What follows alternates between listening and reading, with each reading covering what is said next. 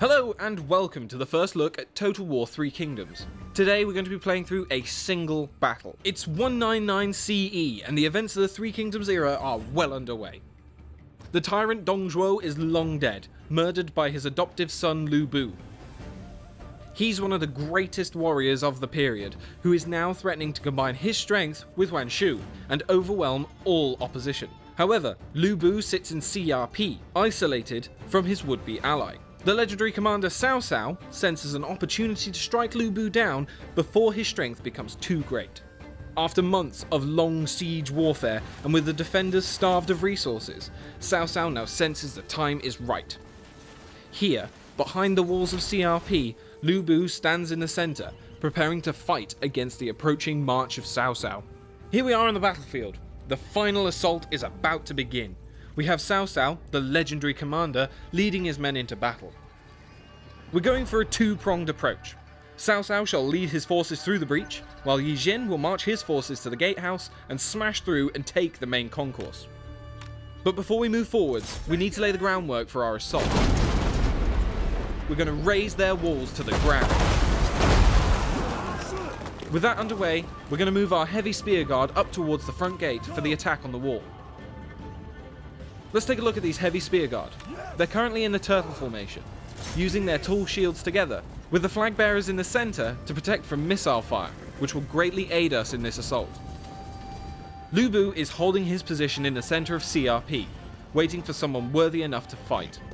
In Three Kingdoms, there are unique items which can be given to your generals. Here we see Lu Bu's horse and weapon are unique to him, but should he be slain, you could loot his items and keep them for yourself. Here we have one of our generals under Cao Cao. Different generals can recruit different kinds of units. These two are leading their forces together. Yi Jin is a guardian type hero, our combat master who excels in the heart of battle, tanking and soaking up damage. While our strategist is not great in a fight, he is incredibly useful for debuffing enemy units and allows us access to unique formation types. The gap on the left is now wide enough for us to make our great assault on the settlement. Cao Cao and his retinue are going to move up.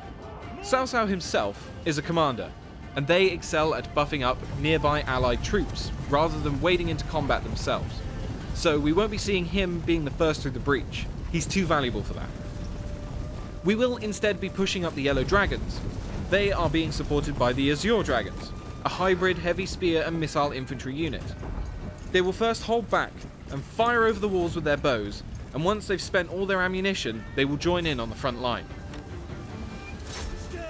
Let's move our heavy spears forward to climb the walls. Now is the time to press the attack, getting the Azure Dragons firing, and now charging forwards with the Yellow Dragons. Is there a heart beating in that spineless body? Is there a brain inside that cavernous head? These heavy-hitting axe units are a formidable foe for anyone they go up against. They will make very short work of these spears.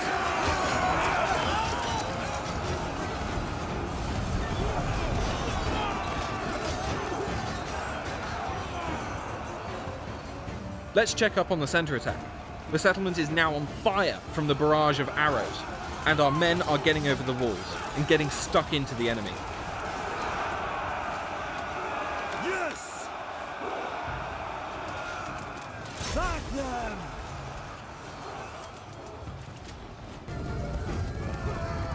Cousin, we come to aid you. We ride with fury at our back. Our reinforcements have arrived. This huge mass of cavalry will be the perfect thing to break Lu Bu's men. We'll charge them into this spear infantry. They're going to knock these guys flying and destroy their morale. Our reinforcements are led by Zhehao Dun. He was shot in the eye by an arrow in battle against Lu Bu. He pulled it out, his eye still attached to the arrow, and proceeded to eat it. And we're going to get him out of the fight and head over to Lu Bu, who we're going to challenge to a duel. Duels are a new feature for Three Kingdoms, where the two heroes will duke it out in single combat until one either dies or retreats. Duels can help you single out an enemy combatant and take them out and turn the tide of battle.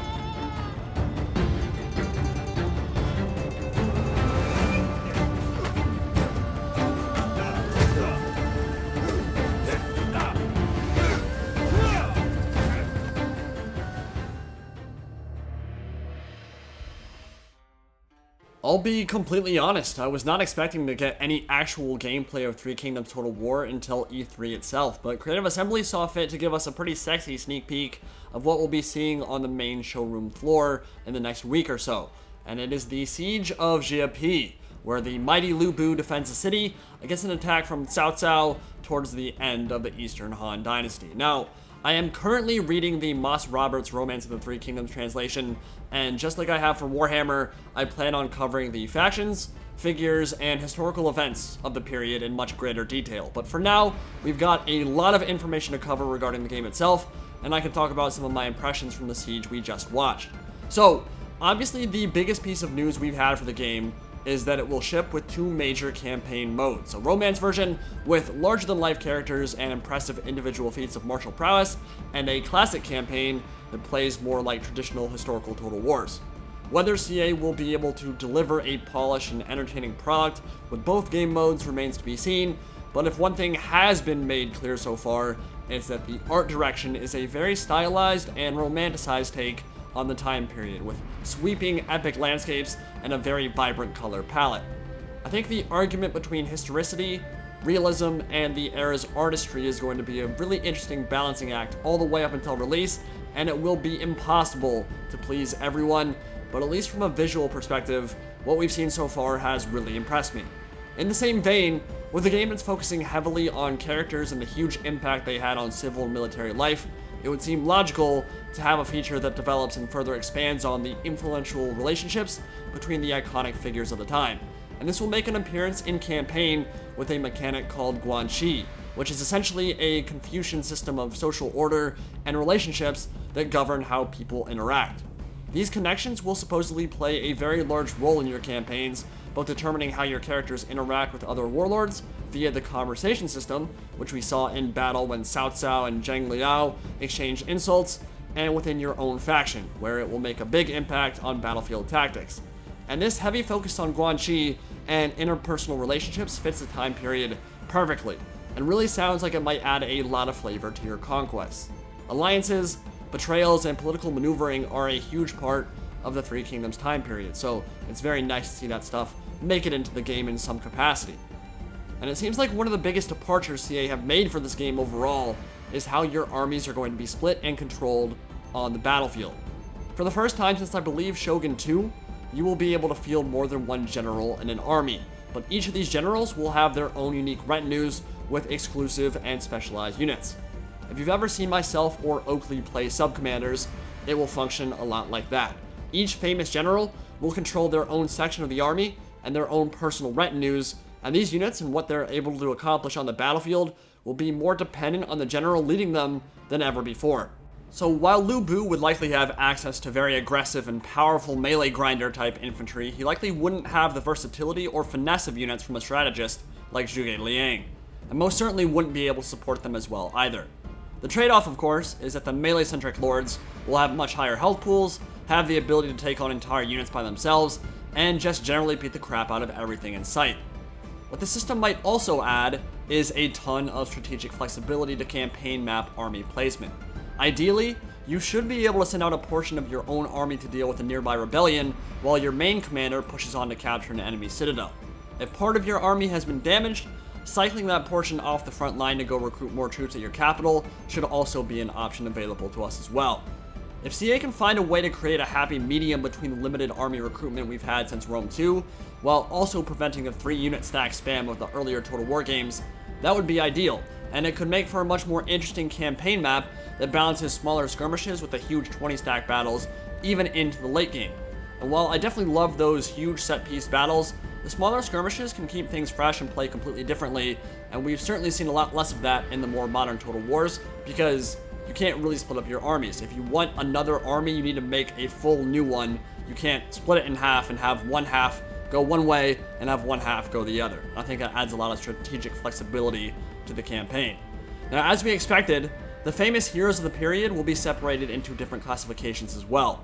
Strategists will be like the support casters of Warhammer, although I don't think it's been confirmed yet just how mystical their powers will be. Changing the wind or the weather and impressive use of misdirection are common motifs amongst the strategists of the time period, but I feel fairly confident we won't be seeing summoned tornadoes or dive-bombing flocks of carrion conjured up by Sima Yi or anything like that. Strategists will have a long list of active and passive buffs used to support friendly troops, and they'll be squishy, so you'll want to avoid frontline combat with them. They'll also have a different selection of unit types to choose from, so lighter, faster troops with multiple roles might be a common staple among strategists, and they'll have a greater assortment of formations like Defensive Turtle for mitigating incoming range damage. Guardians are pretty much the exact opposite, less focused on battlefield tactics, but very tanky, frontline combatants whose job is to get in and bruise with their heavy armor and powerful melee weapons.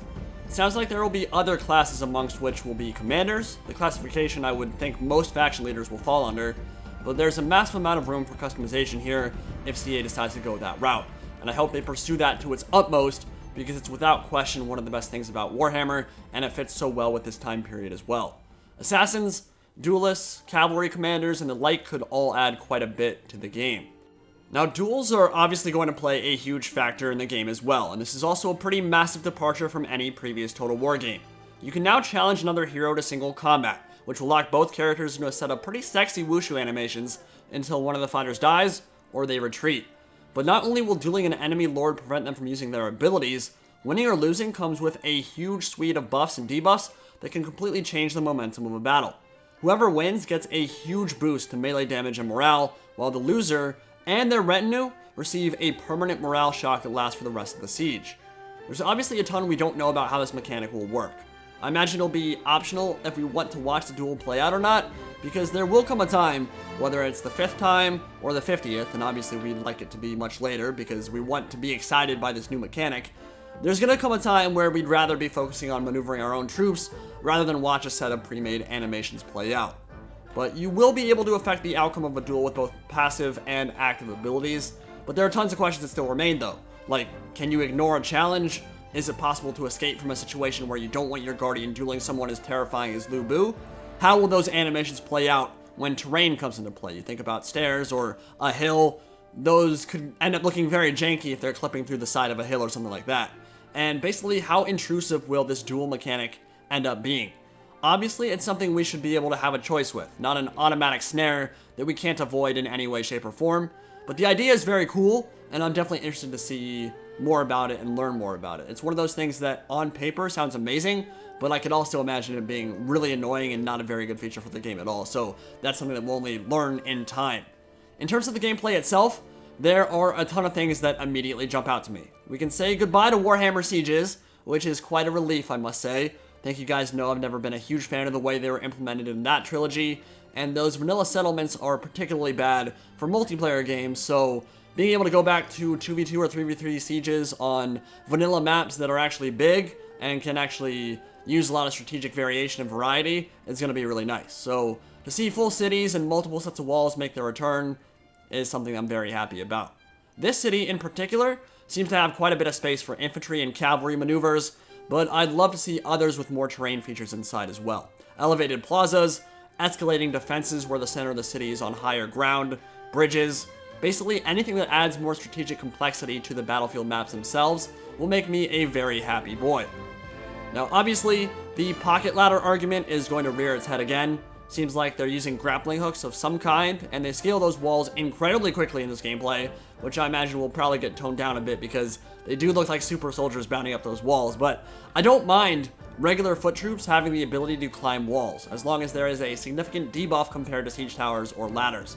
And there will be, I'm sure, not just in terms of stamina, but the fact that each man who makes it to the top will be surrounded by enemies and by himself, which in and of itself is a pretty huge debuff compared to ladders or towers where many more guys are able to disembark at the same time and create a beachhead for that assault. Not to mention the protection offered by the more robust siege equipment as well. Frankly, I think it's a more satisfying and elegant solution than Medieval 2 sieges against the AI, where they'd recruit a handful of towers or ladders, lose a unit at each, then completely bum rush the gate with the rest of the army and get butchered trying to pull through a pike wall. If it means they commit more troops initially to trying to take the walls, and it creates a wider, more interesting engagement that's using more of the settlement, I'm all for it, and giving regular infantry access to grappling hooks will likely accomplish that.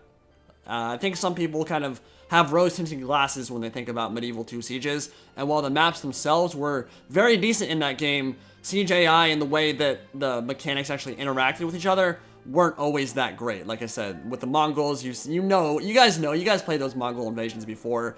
They would bum rush the gate after failing to take the walls with like 1 or 2 ladders, and that's pretty much it. Then it'd be an entire army pulling through the gate all at one time, made for very dull, boring gameplay, and I think this might be able to avoid that entirely. Now, siege escalation appears to be making a return as well, alongside dynamic fire, which is great, as long as the performance aspect of it isn't completely shoddy like Attila.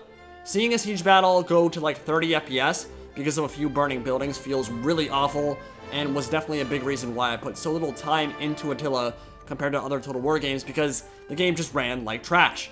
But Thrones of Britannia runs well for me, and CA has definitely made quite a few steps in improving performance in their game since those days, although it's still far from perfect, so I'm not incredibly worried about that. And then obviously, it's a question of the engine.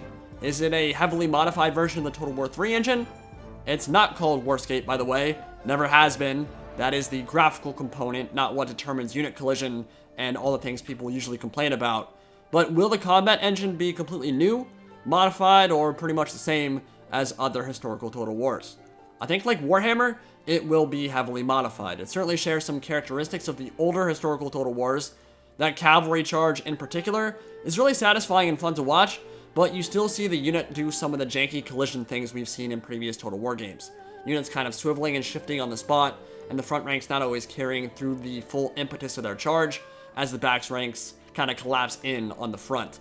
But it is important to remember that Warhammer is a modified version of the historical engine, and at the same time the battles play completely differently than anything we've seen in historical games, and frankly I think the battles in Warhammer are pretty amazing. The engine is far from perfect, but I think the idea of a new engine is sometimes a little bit overrated, because just because you get a new engine doesn't magically mean all the problems with the previous one will disappear, or might even have new problems or worse problems. So I think it is important.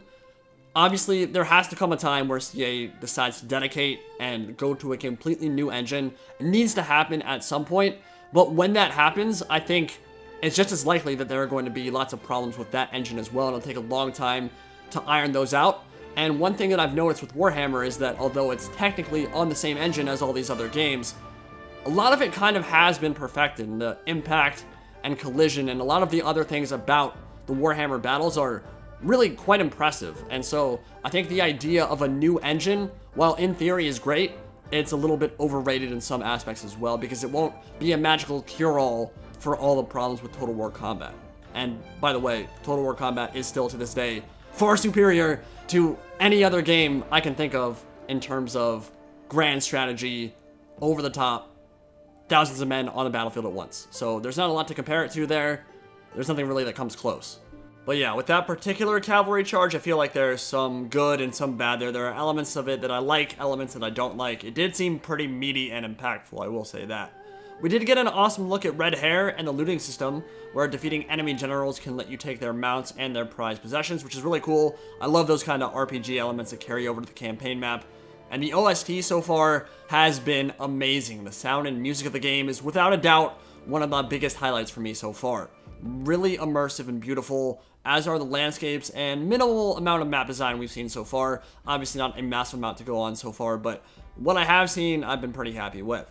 Probably my biggest complaint so far are the infantry fighting animations and overall performance, which definitely takes some big hits as he pans through the battlefield. And there's definitely some jankiness and clumsy looking attacks when the Dragon Regiments first charge into melee, but we'll have to see how that gets ironed out moving forward. I think breaking down unit sizes and the UI elements so far is kind of pointless right now. This is an incredibly early build that will likely look very different by the time the game comes out for real. And yeah, though we very clearly do see some FPS drops and some janky animations with the infantry, those are things I've seen firsthand get addressed later in the development cycle. If you guys remember, that battle at the Fallen Gates Warhammer video I did at E3 had some really shoddy textures and blurry pixelation that was pretty much completely absent from the final game, and that was only 5 months before release. Three Kingdoms is still 8 or 9 months away from coming out. And if you remember, in that same battle, the Swordmasters and Spearmen had Empire State Troops animations, and those ended up being placeholders. So this is obviously very much a work in progress. So while I do have some opinions on that kind of stuff, like for example, I absolutely hate those unit icons and very much hope that CA goes the Warhammer and Shogun 2 route of having these huge faction-specific flags and banners over each unit, or giving people the option to choose between the two.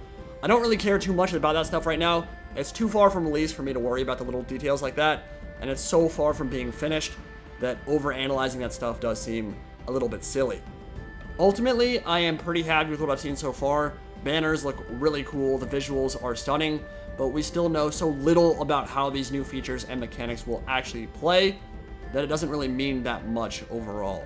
Obviously, these early builds are meant to generate hype for the game, and they don't necessarily reflect the final state, and that can be a good or a bad thing. So the only thing to do right now is wait and discuss and hope we get a lot more information in the coming weeks and months. I imagine there will be plenty more info coming with E3, but I'm really curious. What do you guys think of what we've seen so far? Did the gameplay impress you? What parts did you love? What parts did you hate? And what do you have reservations about? Let me know in the comment section below. Thank you all for watching. Indie Pride, signing out for now.